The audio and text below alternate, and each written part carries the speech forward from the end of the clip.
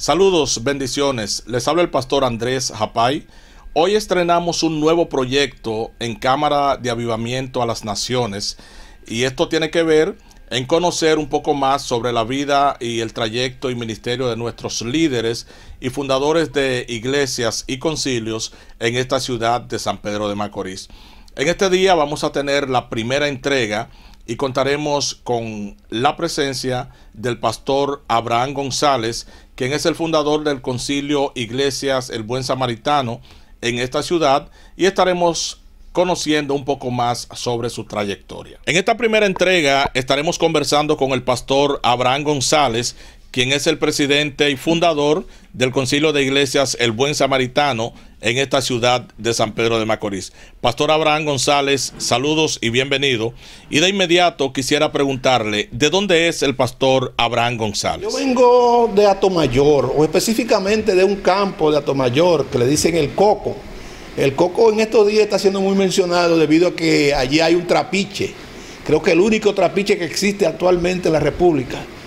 Tú sabes lo que es un trapiche, ¿no? Donde fabrican el melado de la caña. De ese campo soy yo, de Atomayor, del Coco, de Atomayor. ¿Cómo llega a San Pedro de Macorís? Yo vine aquí a San Pedro en el año 1978, 42 años hacen. Llegué a Atomayor con una misión. Tú sabes que en Atomayor, en ese lugar donde yo nací, en el Coco, fue que se fundó lo que es la Iglesia de Jesucristo el Buen Samaritano. La fundó un misionero llamado Aníbal Pérez. Aníbal Pérez vino desde Puerto Rico, enviado directamente por el Espíritu Santo en revelación. El Espíritu Santo le reveló que tenía que ir a predicar a ese lugar inhóspito. Y Aníbal Pérez era un hombre con una buena posición en Puerto Rico. Era camionero, tenía camiones, tenía muchas casas y tenía una posición económica holgada. Y él vendió todas esas propiedades para venir a cumplir con esa misión. Llegando al Coco de Atomayor, por allá por los años 76, 75 por ahí, llegó a Atomayor con esa misión, fundó la iglesia en ese campo donde no había ni agua ni luz. El camino vecinal era intransitable. Y allí llegó ese hombre de Dios para establecer lo que fue la obra del Señor. Yo fui del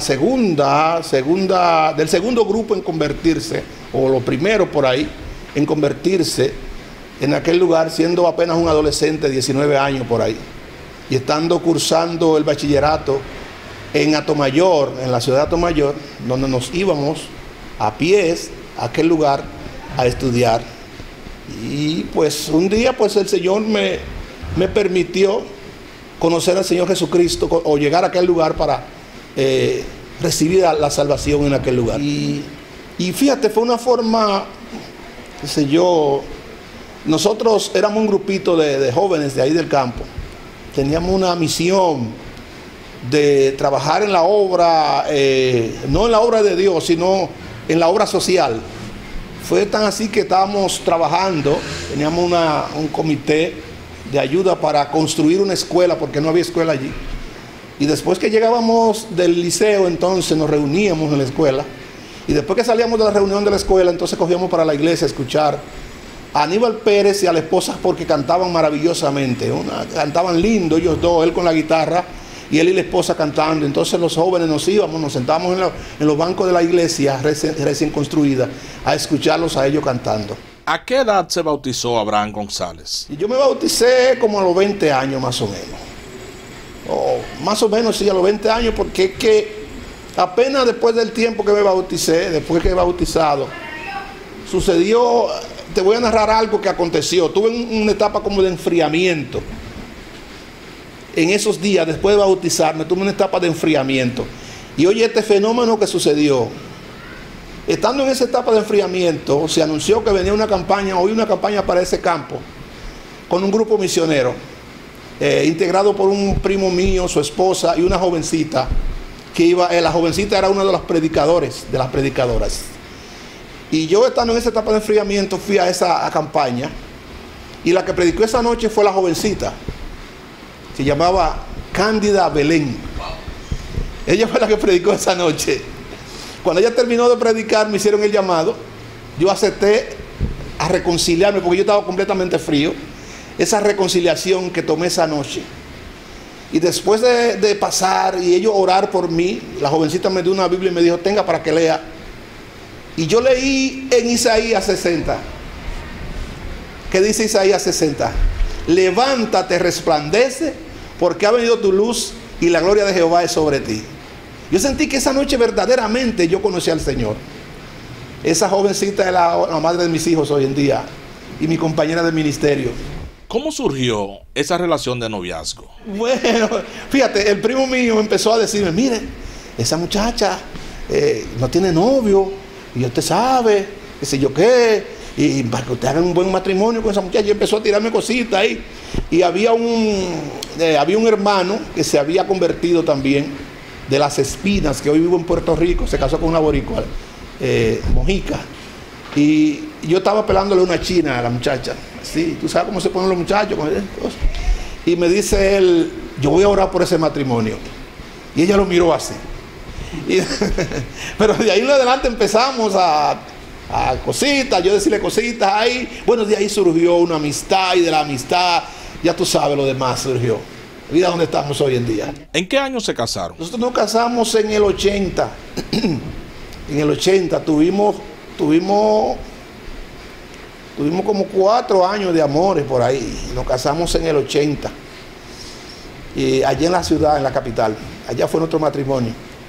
Porque después de esa etapa en que entonces yo me recuperé espiritualmente y me fortalecí, yo era entonces uno de los muchachos, porque como no tenían obreros en la nueva obra, a mí me utilizaban mucho para ir a los lugares, a predicar, a levantar campo blanco. Yo estaba entonces levantando lo que era un campo blanco, predicando en una capilla, primeramente en un batey cercano allá mismo en la iglesia, y luego me mandaron ya cuando yo estaba más fuerte ya a pastorear una obra que había, oye, recién casi con menos de un año de haberme restablecido, me mandaron a esa obra a Las Espinas de Atomayor.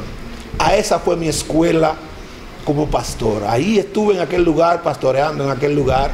Ahí crecí espiritualmente, en aquel lugar de Las Espinas de Atomayor. Y de ese lugar fue que ya entonces se presentó la oportunidad de que había que enviar un obrero aquí a San Pedro de Macorís. ¿Cómo se dio cuenta que tenía un llamado al pastorado? Bueno, el amor por las almas, la responsabilidad que tú sientes. Cuando tú sientes una responsabilidad que han puesto sobre ti, que no es por interés personal, tú no vas a ese lugar porque sientes que vas a recibir beneficios económicos, ni vas a recibir halagos y nada de esas cosas, sino que tú sientes como que hay una responsabilidad dentro de ti, en tu interior, porque Dios habla de diferentes formas. Dios puede hablar con voz audible, Dios puede hablar en sueños, pero Dios habla al corazón.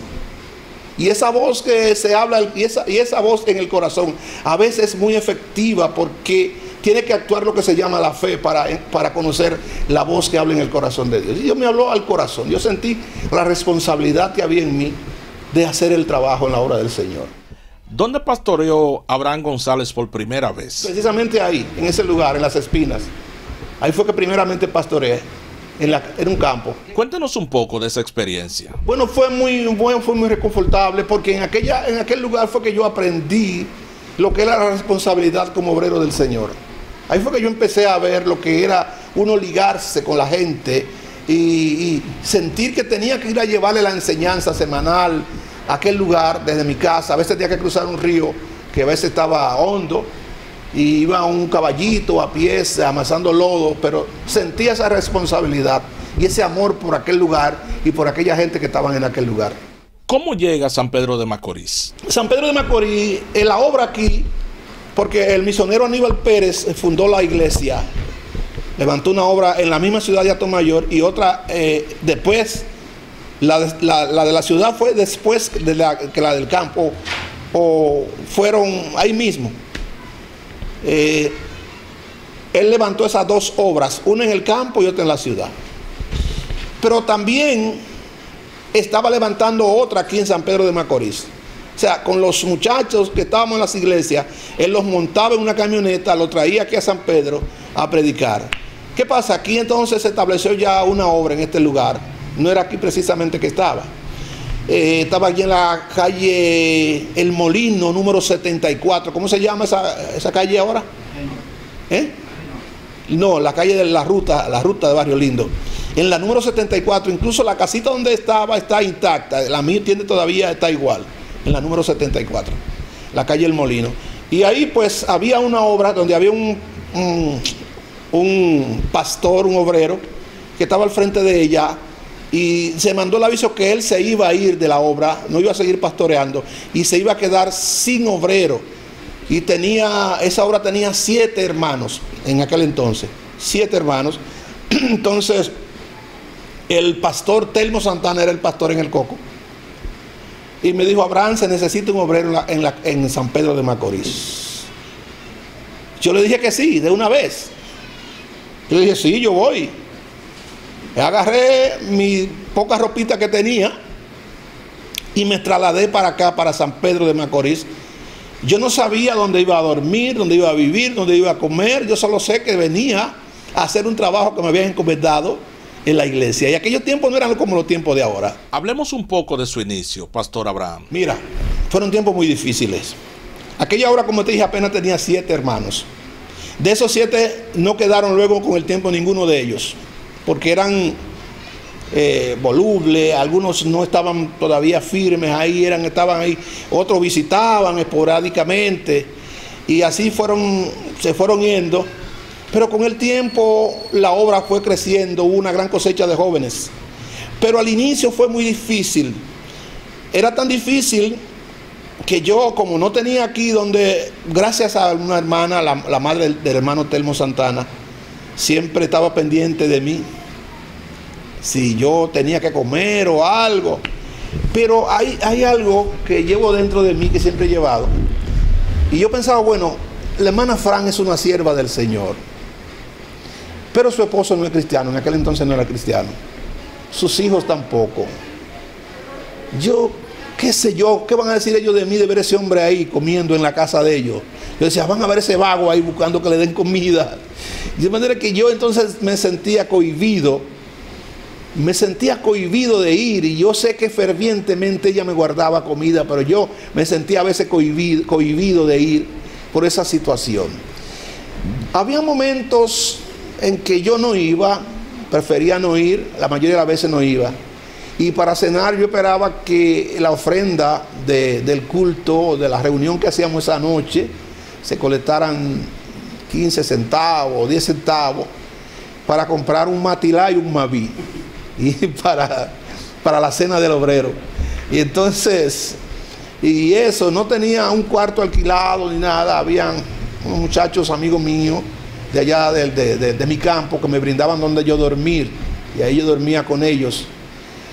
Y yo decía, yo no tengo que reclamarle a aquello ni a nadie, porque no fue aquello que me trajo aquí, fue el Señor. Al Señor es que yo tengo que reclamarle, al Señor es que yo tengo que pedirle que me provea lo que yo necesito.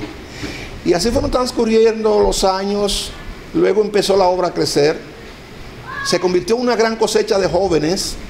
La mayoría eran hembras, Roberto, y la gente empezaba a murmurar: no, eso es él, está, tú sabes, eso es enamorado, y eso es enamorado, que va. Pero de esas muchachas, hoy en día hay muchachas como Silvia Santana, tremenda mujer de Dios. Ahí está una una señora que se llama Miguelina La Sala, también tremenda mujer de Dios. Hay otra que cada vez que yo voy a Estados Unidos, en su casa, porque así que son las bendiciones del Señor.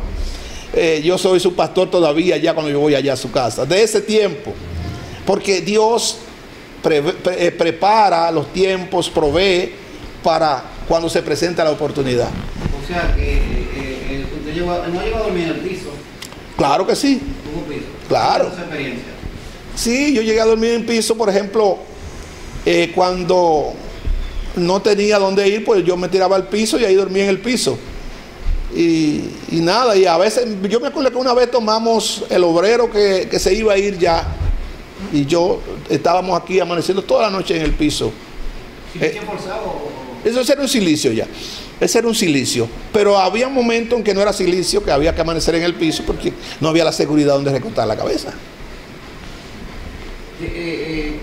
Los primeros creyentes que aceptaron al Señor aquí, ¿puede hablarnos de esa parte? Te voy a decir que no era aquí que estaba la obra. Esta obra se construyó después. Aunque el solar estaba adquirido, apartado, el solar estaba. Pero la obra empezó, como te dije, allá en aquel lugar, en un cuartito alquilado. De ahí nos trasladamos luego a una casa que construía el hermano Telmo Santana de él, para mudarse para acá, para San Pedro. Ahí en la calle Bélgica, en la Bélgica. Ahí nos mudamos y ahí permanecimos un año, 2 años en aquel lugar. Este lugar se construyó y era apenas la mitad de esto, era la mitad de esto aquí. ¿Qué opinión tenían los amigos acerca de usted? Es una cosa que te quiero señalar, mira. Inclusive había una hermana, no una amiga, no una hermana. Cuando me veían, porque yo era, además de estar jovencito, 20 y algo, era delgadito. Yo tenía 100 y pico de libras quizás. Bien delgadito. Y la gente decía, ese muchachito va a salir con algo en eso. Y es un loquito viejo, ¿qué va a salir con algo en ese muchachito? Había una señora que, siendo cristiana, ella era de otra iglesia y pasaba por aquí por el frente y decía, ese loquito, ¿qué va a salir con algo con eso? ¿Qué va a hacer ese muchachito con eso? Y teníamos una época donde se podía contar la noche que no eran lluvia de piedras sobre el zinc de la pequeña castita. Piedras, piedras, piedras.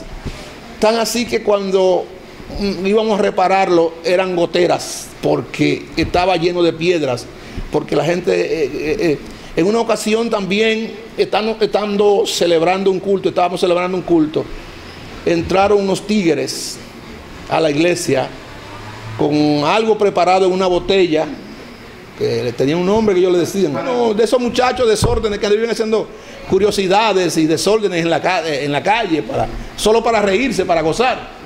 No era ni siquiera para hacer, solamente era para gozar, para que saliéramos corriendo. Y cuando destaparon eso, se llenó la iglesia del mal olor. Hubo que terminar una bomba casera. Una bomba casera. Cuéntenos un poco sobre su llegada al lugar donde se encuentra la iglesia que actualmente usted está pastoreando. Ok, a este lugar, después de pernoctar allá en la casa del hermano Telmo Santana, que 1 año, 2 años, a la vez estábamos construyendo aquí este lugar. Este lugar se construía. Me acuerdo que cuando construimos este lugar, le dejamos la pared de atrás de madera, con el propósito de seguir extendiendo hacia atrás. Construimos la parte de adelante y la parte de atrás era de madera. Y aquí entonces nos mudamos. Cuando nos mudamos aquí a este lugar fue después de celebrar el primer matrimonio. Se celebró aquí en este lugar. El hermano Arismendi Cabrera y su esposa Virtudes de Cabrera se casaron aquí, el primer matrimonio. Sí, son pastores, claro, son pastores de la tercera iglesia. Y como no había ministro ordenado en el concilio todavía, el ministro que vino a celebrar esa boda fue el ya fallecido Benjamín Blois del Ingenio Consuelo, tremendo hombre de Dios. Ese hombre era como el tutor de nosotros, todos los servicios que se requería un ministro era que nos los efectuaba. Y él vino a celebrar esas bodas aquí esa noche. Amanecimos echando el piso de la iglesia para el otro día hacer las bodas que se iban a celebrar en este lugar. En este lugar también se celebró una actividad con los hermanos de Puerto Rico, una especie como de convención, de una asamblea. Y para eso utilizamos penca de coco para acercar el patio. Y vinieron muchos hermanos de Puerto Rico ese año. Y en este lugar se conocieron parejas que luego se casaron. Oye, vinieron de Puerto Rico y no se conocieron aquí y se casaron después. Y fueron matrimonios viejos después, porque se conocieron aquí en este lugar. Este lugar, yo tengo muchas experiencias, muchas cosas que pasamos en este lugar. Mira, por ejemplo, en una ocasión, porque la iglesia estaba por debajo del nivel de la calle, era como un hoyo. Y cuando llovía, el agua seguía derecho para acá y se hacía como una especie de laguna. Una noche estábamos, mi esposa, ya me había casado cuando eso, ¿verdad? Mi esposa y algunas hermanas de la iglesia y yo, y hermanos, amaneciendo en un silicio, porque en aquel tiempo se utilizaban mucho los silicios, las iglesias, hoy no. Uy, la vigilia, hoy no. Y cuando empezó a caer un tremendo aguacero de esos que caían antes, empezó el agua a entrar. Y yo le dije a las hermanas, súbanse a los bancos porque el agua va a entrar. Pero cuando el agua siguió corriendo, ya tuvimos que apearnos de los bancos, porque el agua sobrepasaba por encima de los bancos y los bancos estaban flotando dentro de la iglesia. No eran bancos muy grandotes, eran bancos pequeños, y los bancos estaban flotando dentro de la iglesia, porque el agua subió tan alta, fue tanto el agua, porque aquí cada vez que llovía, al otro día había que sacar el agua. Si llovía hoy, ya tú sabes que había que sacar el agua porque se llenaba la iglesia de agua. Y eso fue aconteciendo así. Como usted bien sabe, pastor, siempre hay algunas experiencias, ¿verdad?, con estos hermanos, estos hermanitos que de alguna manera son un poquito difíciles de tratar, que en el término popular le decimos cabezones. ¿Cómo le fue a usted con los cabezones? Tenía uno aquí, yo tenía un miembro aquí, Roberto, que cuando yo tenía amores, yo tenía que ir a ver a mi esposa. Oye, ¿dónde era que ella vivía? En la capital. Y yo pastoreando aquí. Y yo iba a veces cada 15 días. Y la novia loco por verme. Yo cada 15 días era que podía ir, porque no podía ir todos los domingos, porque como pastor no podía irme todos los domingos y dejar la iglesia. Y además el dinero y esas cosas. Y te tengo una anécdota que te voy a contar ahorita. Mira, y había uno aquí que era supuestamente mi copastor. Y cuando yo me iba de la iglesia, entonces él era el que empezaba a criticarme. Hacerme a criticarme. ¿Cómo es posible que el pastor se vaya y deje la iglesia? Y había una hermana también en la iglesia, que cada vez que ella sabía que yo me iba para donde mi novia, para la capital, esa hermana estaba, oye, que le cortaban un dedo y no botaba sangre. Sin embargo, con el tiempo vino a ser la aliada número 1 de mi esposa y mía. Después de eso, después que entendió que no, que yo tenía que ir a ver a mi novia.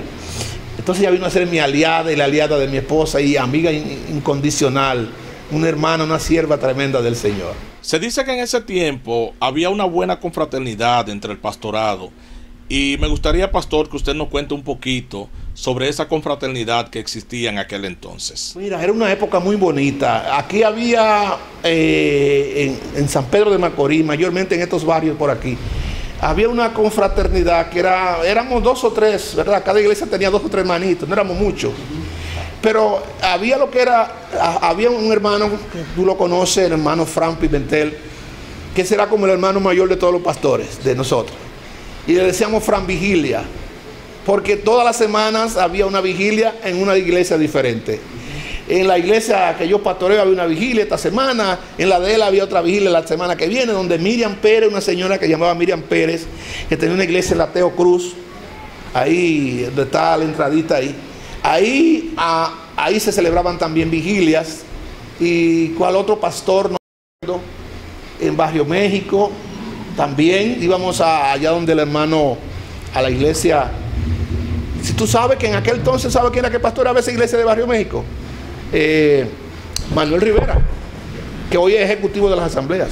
Sí, pastoreaba a un tiempo, luego Víctor Jarvis. Entonces hacíamos esas vigilias en todas las diferentes iglesias. Había una confraternidad, una coinonía. La más grande quizá era de Manuel Rivera, y esa así. Y la cuarta era una iglesia más o menos ya grande también, pero las otras iglesias éramos iglesias pequeñitas, grupitos, y manteníamos esa coinonía todo el tiempo, esas fiestas, esa vigilia que hacíamos y ese compartir cada semana. Era muy bonito. ¿Se siente usted satisfecho con lo que Dios le ha permitido alcanzar hasta ahora? Bueno, decir satisfacción sería decir como que ya hemos concluido la obra. Yo diría que sentimos sentimos realizados en algunas cosas, pero yo creo que siempre hay expectativa de que los hombres de Dios tenemos pendiente, que tenemos que hacer, y que hay cosas que todavía quizás no hemos hecho y que debimos haber hecho. Ese es un sentir que uno tiene. Bueno, hay cosas que yo creo como que todavía no le he hecho, que debería haberla hecho, que hay cosas que todavía se pueden hacer, que todavía no las he hecho. Pero humanamente hablando, uno siente que sí que ha sentido lo que yo llamaría el respaldo de Dios. Quizás nuestra membresía no es una membresía tan grande, tan abundante, son unos 100 y pico en el aspecto, en cuanto a lo local, en la iglesia local. Pero hablando en términos general, siento que Dios me ha respaldado en el ministerio. Porque, como te dije al inicio, como yo llegué aquí a San Pedro, y de ahí me saca Dios para ponerme como cabeza del concilio. Cuando yo vine a San Pedro, en San Pedro no había iglesia, solamente el buen samaritano, la que yo vine a pastorear. Y aunque yo no soy el que he levantado todas esas que hay hoy en día, que tenemos 14 iglesias organizadas en San Pedro nada más, aparte de 3 capillas, 2 que ya están a punto de ser oficializadas, que serían ya 16. Tenemos iglesia en Dajabón, tenemos iglesia en Montecristi, tenemos iglesia en El Ceibo, tenemos iglesia en Higüey, tenemos iglesia en La Romana, Atomayor, El Ceibo. En La Caleta hay alrededor de 5 iglesias. Yo no le he levantado todo, repito, pero todas nacieron después que yo vine para acá, para San Pedro, a levantar la obra. O sea que yo siento el respaldo de Dios, y que aunque quizás la membresía local que yo tengo aquí en la iglesia que yo pastoreo no es tan abundante, pero siento que Dios me ha respaldado a nivel general. Siento la satisfacción de que Dios me ha permitido hacer el trabajo desde una órbita más o menos, que yo siento el respaldo del Espíritu Santo en ese aspecto. Si pudiéramos hacer, pastor, una comparación entre los tiempos actuales a los tiempos anteriores, cuando usted inició el ministerio pastoral, ¿cuáles tiempos usted considera mejor? ¿Antes o ahora? Bueno, fíjate, ha habido un desarrollo exorbitante, ha habido un desarrollo tremendo en cuanto al evangelio. Hay muchas cosas que antes eran obstáculos que impedían el crecimiento de la iglesia, que hoy ya no están. Hay cosas que antes se veían como que no se podía porque eran malas, y hoy pues la iglesia ha ido madurando en ese sentido, y hay cosas que se han vencido que antes impedían el crecimiento de la iglesia y que se ha logrado vencer. Y también se ha vencido lo que antes era como una especie de separación que existía, porque antes había como una especie de separación. Había una separación en el sentido de que si tú eras de un concilio y yo era de otro, no había como ese compartir. Si tú tenías cierta posición social y yo la mía era diferente, no había esa unidad. Sin embargo, esos obstáculos sociales y religiosos que habían antes, hoy se han vencido. Hoy podemos compartir nosotros los pentecostales con los que no son pentecostales. Hoy podemos reunirnos nosotros los que tenemos una creencia en nuestra iglesia local con los que tienen otra, y que entendemos que aquellos que tienen otra no es que están mal, es que esa es su creencia. Eso es lo importante, Roberto. Lo más importante de eso es eso, fíjate, que hoy hay muchos que entendemos y que entienden que el hecho de que tú tengas una norma en tu iglesia no quiere decir que tú estés mal, sino que esa es la norma que tú tienes en tu iglesia y que yo tengo que respetártela. Y eso ha sido muy favorable, eso ha permitido un crecimiento grande en la iglesia del Señor en estos días, que yo te amo a ti con lo que tú crees que es lo correcto, y que tú me respetas a mí lo mío.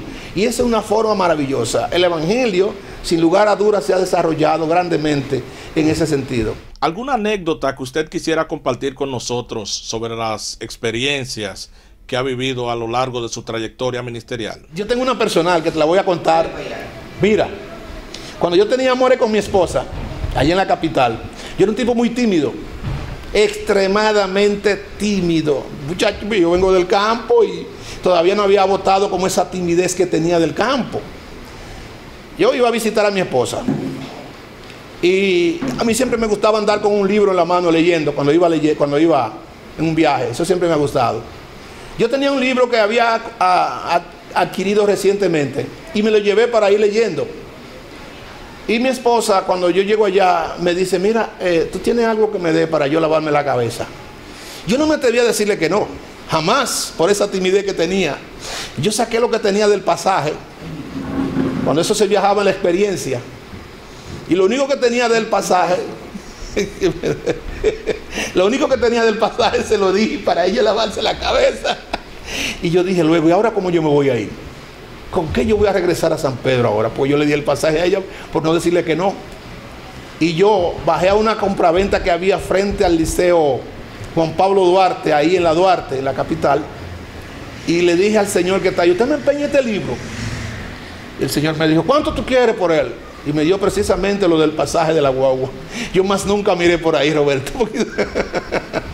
Si pudiéramos hacer, pastor, una comparación entre los tiempos actuales a los tiempos anteriores, cuando usted inició el ministerio pastoral. Mira, una de las cosas es que si tú vas al llamado pensando en que vas a adquirir fama y que eso es lo que te mueve, o que vas a conseguir económicamente una posición remunerada, dependiendo de la obra. Si tú vas pensando en eso, de que es como si fuera un empleo, que tú acabas ahora de salir de la universidad y que te pusieron ahí para emplearte en la carrera que tú adquiriste. Si tú vas pensando en que lo que vas a aquel lugar porque te van a ver como de gran importancia, va a estar por encima con una importancia social. Si vas pensando en esos aspectos, eso no es un llamado. El llamado es cuando tú sientes amor y responsabilidad por la obra del Señor. El llamado es cuando tú sientes que hay una responsabilidad que va más allá de las prioridades tuyas. Que tú dices, bueno, pero yo no me voy para ahí porque ¿y mi familia? Ah, no, ¿y mi trabajo? ¿Y mi escuela? ¿Y mis estudios? Bueno, tiene que pensarlo bien, si en realidad ese es un llamado. Si esas son las prioridades, tú tienes que pensarlo bien, porque cuando tú tienes un llamado, la prioridad es el llamado que Dios ha puesto en ti. Cuando tú tienes un llamado, la prioridad es la responsabilidad en la obra de Dios. Lo demás viene en segundo lugar. Claro, la familia no va en segundo lugar, la familia va junto contigo. Me refiero a lo personal, a las conquistas personales. Si tú tienes las conquistas y los bienestares personales por encima del llamado, tienes que seguir orando para que venga la convicción de que si en realidad eres o no eres llamado a lo que Dios te está llamando.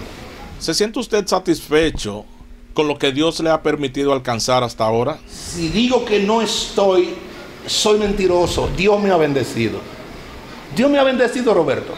Cuando yo vine para San Pedro, y esto te lo confieso, vine con una maleta que me prestó un amigo. Yo no tenía ni siquiera maleta para traer mi ropa. Mis 2 o 3 pantaloncitos. Mis 2 o 3, ¿qué 2 o 3? Mis muditas de ropa.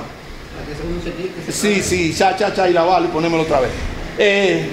Vine con algo prestado. Dios me ha bendecido hoy. Yo le agradezco al Señor todo lo que yo tengo. Yo tengo cosas que yo no me las merezco ni pensaba tenerlas. Ando en un vehículo bueno por ahí, tengo una casa buena por ahí, tengo una familia que adoro, que quiero, tengo hijos, mis hijos, mi esposa. ¿Y cumpleaños de matrimonio en estos días? Cumplí en estos días 40 años de casado. 40 años de casado. Con una esposa que estoy agradecido de Dios, de la esposa que me dio, porque ha sido mi compañera idónea en todo el sentido de la palabra, tanto en lo ministerial como en lo personal, en todo, en lo espiritual, ha sido mi sostén. De manera que yo le agradezco al Señor. Si diría que no estoy agradecido, si diría que Dios no me ha bendecido, soy un mal agradecido, muy mal agradecido. Mira, he logrado también cosas. Por ejemplo, el año pasado me gradué de licenciatura en teología. Pastor, ¿algún consejo para los ministros y ministerios que están surgiendo en este tiempo? Mira, que la victoria no llega de un día para otro. Que la victoria hay que luchar para conseguirla. Que las cosas de Dios son seguras, pero tienen su tiempo. Y que las cosas de Dios no se logran cuando nosotros queremos, sino cuando Él quiere, en el tiempo que Él quiere. Que si Dios te prometió bendición, Él te va a bendecir. Que si Dios te prometió victoria, Él te va a dar la victoria, pero no es cuando tú quieras, ni en el día que tú quieras, ni en la hora que tú quieras, sino cuando Él quiera, porque ya lo dispuso y su palabra es fiel. Cuando la desesperación viene al corazón, una de las causas de la derrota de los ministros y de los siervos de Dios es la desesperación y la ansiedad por lograr cosas que no son el tiempo de lograrla y objetivos que todavía no es el tiempo de cumplirse. Todo objetivo que Dios ha planteado para ti se va a cumplir, pero en el tiempo de Dios. Y a veces queremos sobrepasarle a Dios y correr como los bueyes de la carreta delante de los bueyes. Hay que dejar que sea Dios que haga las cosas en el tiempo de Él. Y cuando Él la hace, todo sale bien. Muy bien, señores, hasta aquí esta entrega de Conociendo Nuestros Líderes. Esto es un espacio de Cámaras de Avivamiento a las Naciones. No olvides compartir este video y será hasta la próxima entrega de su espacio Conociendo Nuestros Líderes.